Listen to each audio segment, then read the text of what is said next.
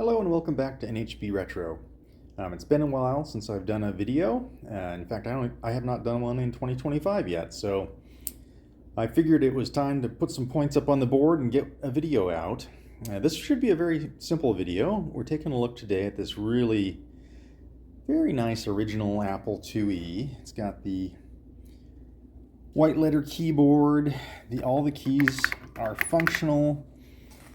The machine is just in great shape, works 100%, and is a lot like the IIe you would have taken home if you bought one on the day they came out. It's obviously unenhanced. This one does have a 64K card in the aux slot. And what I want to do to it today is fix the one kind of glaring flaw. We've got some fairly significant damage pitting to the aluminum badge, which is unfortunate. What is fortunate, though, is that we live in a modern era where retro computing is awesome. So I got from Mac Effects some replacement badges, which look really, really nice. We'll take a look at those in just a second, and we're just going to swap them in. It should be very simple. Because this is going to be kind of a simple video, stick around to the end when I'm going to show you something here that I found in amongst my books just recently that I was very surprised about. We'll check this out and we'll see if this original software still boots. All right, so let's get this Apple IIe, get the lid off, and just see about getting those original badges off. Okay, we've got the lid here. Now, just a better look at that badge. I don't think, I kind of suspect, when I saw this originally, I thought someone had scratched it up purposefully, but it kind of looks like maybe it just had some corrosion and the aluminum corroded and the paint peeled, and yeah, it looks worse for wear anyway. So we need to get these off. My first thought was that I'd need to heat these up a little bit to get the adhesive to come loose, but I see that Apple, in their grand wisdom, left little holes in the case here where the badges are. So I think what I'm going to try is I'm going to put some, we're just going to dab some isopropyl in there and see if that will spread out and break the adhesive. Yeah, let's go ahead and get that done. All right, isopropyl going in.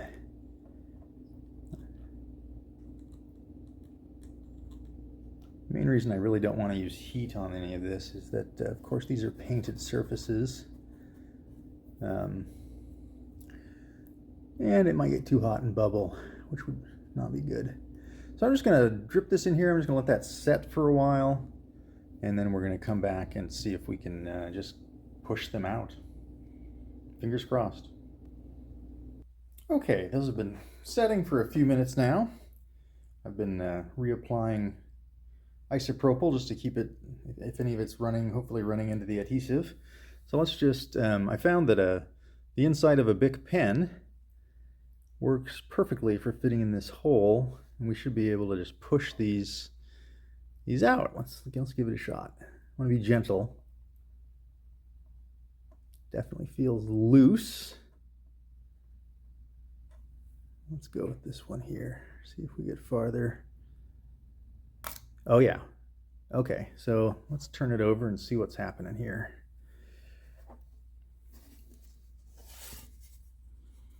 Okay. So as we can see, I'll get this right back on camera here. We're able to just push the existing badge out and remove it just like that, very cleanly. Didn't damage the badge, didn't scratch anything up, didn't bubble any paint. Now let's see if this one's obviously going to be a little bit harder to get out just because there's a lot more surface area and there's still only one hole. But hopefully it will not be too much harder than the other one was. It feels like it was moving a bit. Oh yeah, okay, so we're basically there. And voila, just like that. No additional damage. I'm going to keep these originals. I will put them in a little Ziploc. I will tape them to the inside of the lid. Okay, so I think I just want to get a Q-tip. I'm going to clean this out as best as I can. The isopropyl does a pretty good job of freeing up that old adhesive that is in there. Obviously, isopropyl is a natural enemy of all adhesives. Anyway, I'm going to get these spick and span, and then we're going to check out putting the new ones in. Okay, with those slots cleaned out, should now just be a matter of placing our badges. So let's see how they fit. Oh, wait a second. That's not the right badge. Let me grab the actual badge. Here we go. So we've got the real badges. Surprise, surprise, they fit really nicely. Okay, so let's just pop those out, and then we'll remove the adhesive. Remove the sticker, the cover from the adhesive, and we'll get them installed. So these are nicely backed with some quality 3M adhesive.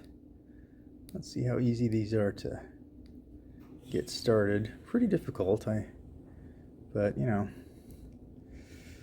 what are you gonna do? I wish I had fingernails.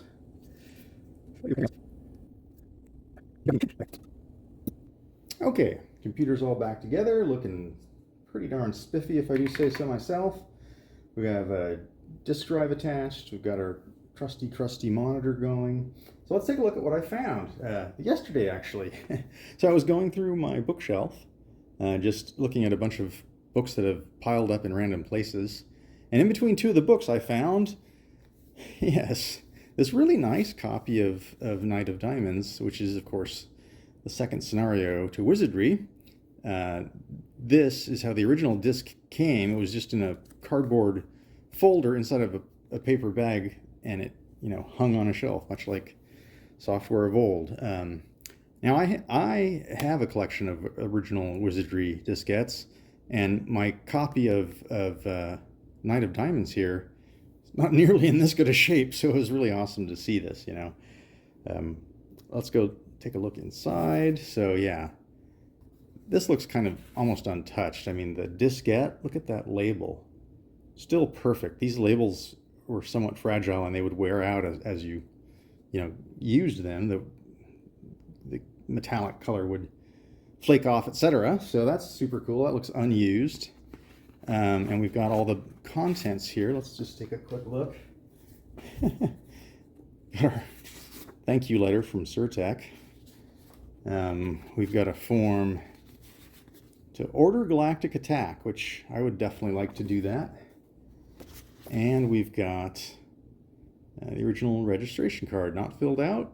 We got the serial number and some tips from Surtech about keeping your computer healthy. That's always good. And then, yeah, the big important orange notice telling you to make a copy. Very important stuff. So, just for the heck of it, let's go ahead and see if this original diskette still boots.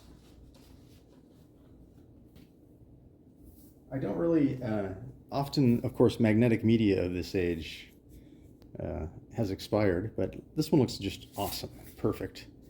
I mean, it's just fantastic. We'll just stick it in the old drive. Make sure our monitor is on. And we'll give it a boot. Oh, the glorious sound of an Apple II disk drive whirring away. It is booting.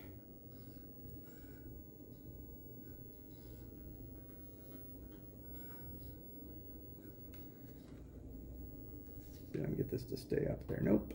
Yep. All right. What do you know? Original diskette. Still good after all these years.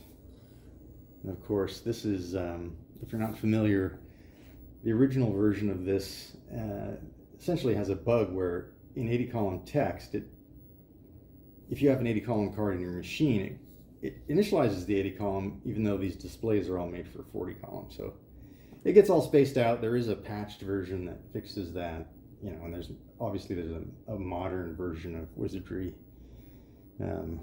play, in fact, that is very fun. But yeah, there we go. Hopefully you enjoyed seeing me do a very simple repair, very cosmetic, very noticeable repair to this Apple IIe.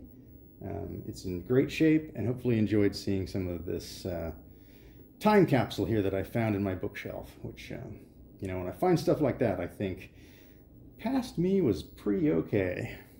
All right, so again, I hope you enjoyed, and I will catch you on the next one.